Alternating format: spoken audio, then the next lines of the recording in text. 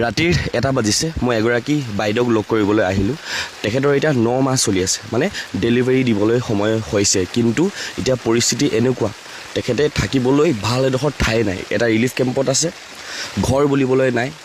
ভাল বিছনাখন নাই শুবলৈ ভাল খাদ্য নাই খাবলৈ পৰিস্থিতি যথেষ্ট বেয়া Next morning. আমি আৰু এগৰাকী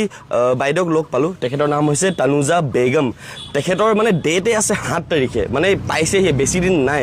এতিয়া কি হ'ব সেইকাৰণে তেখেতক আমি ইমাৰ্জেঞ্চিকৈ লৈ যাব লাগিব যেনেকৈ লৈ যাব লাগিব কাৰণ কেলে এইফালে তেখেতৰ 9 মাহত ভৰি দিছে আৰু এইগৰাকী বাইদেউ একেবাৰে ডেটে পালেহি সেইকাৰণে 7 দিন আগে পাছে আচলতে ডেলিভাৰী যিহেতু দিয়ে বুলি আমি গম পাইছোঁ সেইকাৰণে আজি একেলগতে দুগৰাকীয়ে আমি লৈ যোৱা ব্যৱস্থা কৰিব লাগিব একদম থাকিব পাৰিব লগত তেখেতৰ কেইদিনমান লাগিব পাৰে মানে ডেলিভাৰী দিবলৈ সেইকাৰণে আপুনি লগত থাকিব লাগিব ঠিক আছে তেতিয়াহ'লে আকৌ ঘৰলৈ নকওঁ মোৰ আকৌ মাথা জ্বলিব এটেণ্ডেঞ্চ বিচাৰি গৈছে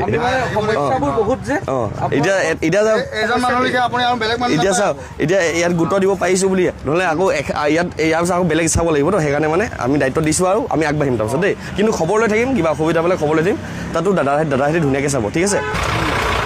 পাৰিবা উঠিবলৈ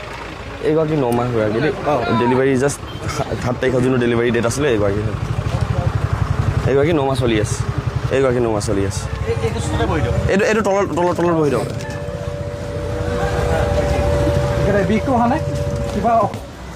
আপোনাৰ হাতত কিবা এটা দিছোঁ আপুনি এইটো আপোনাৰ নিজৰ মতে এনেই খৰচ কৰিবলৈ যাব ভালকৈ খবৰ লৈ থাকিম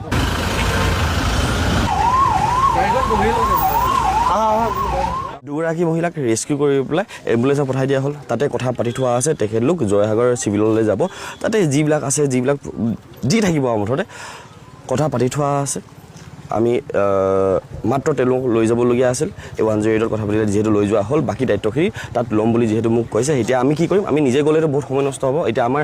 আৰু ঢেৰ কাম আছে আচলতে বাকীখিনিত এতিয়া আমি গৈ পেলাই যি পাৰিম সেইখিনি চেষ্টা কৰিম আমি কৰিবলৈ সেইকাৰণে আমি তালৈ যাম তালৈ নগ'লেও পাছত আমি খবৰ ল'বলৈ যাম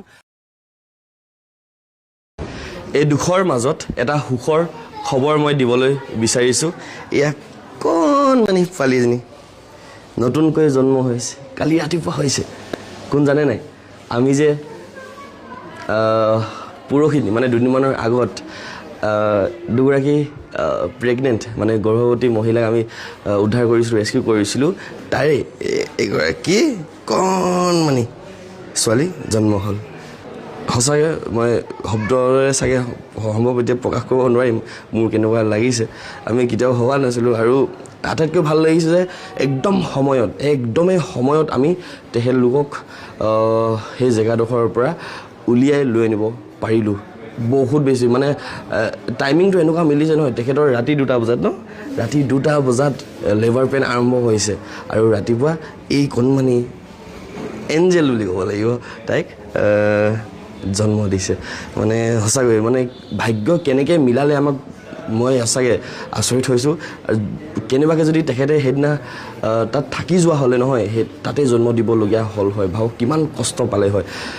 আৰু আজি মই মোৰ সুখ চাগে মই এতিয়া প্ৰকাশ কৰিব পৰা নাই বা কেনেকৈ প্ৰকাশ কৰিব বুজা নাই কিন্তু এনেকুৱা কাম জীৱনটো কৰিম বুলি আমি ভবা নাছিলোঁ কিন্তু এই দুখৰ সময়ত চাৰিওফালে দুখ চাৰিওফালে মানুহৰ যি সমস্যা সেইবিলাক আমি দেখা পাইছোঁ কিন্তু তাৰে মাজত একদম কণমানি একদম সৰু এটি সুখ মই আজি পাইছোঁ আচলতে ৰাতি চাগে আজি শান্তিকৈ শুব পাৰিম নেকি এবাৰ চাই দিয়ক মই সঁচাকৈ কেঁচুৱা ল'বলৈ নহয় ভয় লাগে বহুত ভয় লাগে মই ল'বলৈ নাজানো কিন্তু লৈছোঁ এতিয়া শুই আছে লোক এয়া হৈছে কি আছিলে আঞ্জুমা বেগম তানুজা বেগম আপোনাৰ এইফালে হৈছে তানুজা বেগম মাতৃ সমাধান নোযোৱা হ'লে আজি মই মানে বহুত কষ্ট পালোঁ হয় বেবীটোক জন্ম দিবলৈ তেওঁ নাথাকিলে আজি মই মানে বহুত ডাঙৰ বিপদত পৰিলোঁ হয় তেওঁক মানে বহুত ধন্যবাদ জনাইছোঁ মই মোৰ আপোনাৰ লেবাৰ পেইন আহিছিলে 2টা বজাত আপোনাৰ মৰ্ণিঙত 7:30ত তেওঁ জন্ম হৈছে তাৰপৰা আপোনাৰ আৰু তাইক পালোঁ মই ভাল লাগিল বহুত ডাঙৰ কাম এটা কৰিবলৈ গৈ আছোঁ আৰু সেই ডাঙৰ বহুত বেছি ডাঙৰ সেয়া হৈছে নাম কি নাম মই ভাবিছোঁ আমি বহুত ডিছকাশ্যন কৰাৰ পাছত এটি নাম আমি ভাবি পাইছোঁ সেয়া হৈছে নিৰ্জু একদম চুইট এণ্ড চিম্পল নিৰ্জু মাক বাপেকে মাতিব নাজানো কিন্তু আমি ৰাখিছোঁ জাষ্ট টকেন অফ লাভ বুলি কয় এনেকৈ কৰে ন এনেকৈ কৰিলে মই জীৱনটো কৰিলে মই ফাৰ্ষ্ট টাইম ইয়াতে ৰাখোঁ ন অঁ ইয়াতে ৰাখিছোঁ এইটো এনেই দেই ধন্যবাদ সেইফালে যশোৰ দাক কাৰণ তেখেতে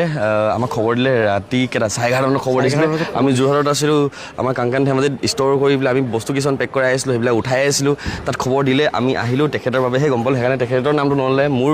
ডাঙৰ এটা থাকি যাব আৰু মানে গিল্টি ফিল কৰি থাকিম আৰু বিশেষকৈ ধন্যবাদ মই ডক্টৰ গৌৰৱ চৌধুৰী তেখেতক মই ধন্যবাদ জনাব বিচাৰিম তেখেত হৈছে পিডিয়াৰ ডিপাৰ্টমেণ্টৰ আৰু তেখেতে আমাক যোগাযোগ কৰি তেখেতৰ কণ্টেক্ট আছিলে ক'ত কি যোগাযোগ কৰিলে ইমান ব্যস্ত সময়তো তেখেতে আমাক শিৱসাগৰ চিভিল হস্পিটেলত কণ্টেক্ট কৰাই পেলাই ইয়াতে গোটেই ব্যৱস্থাখিনি কৰিলে সেইকাৰণে আমি এই দুগৰাকী গৰ্ভৱতী মহিলাক আমি ইয়াত এডমিট কৰাবলৈ সক্ষম হ'লোঁ সেইকাৰণে মই শিৱসাগৰ চিভিল হস্পিটেলৰ লগতে ডক্টৰ গৌৰৱ চৌধুৰী তেখেতক মই ধন্যবাদ জনাব বিচাৰিম লগতে যজে তাক লগতে আমাৰ গোটেই টীম যিসকলে কষ্ট কৰি আছে ইমান ৰাতি মোক ইমান সময় দিছে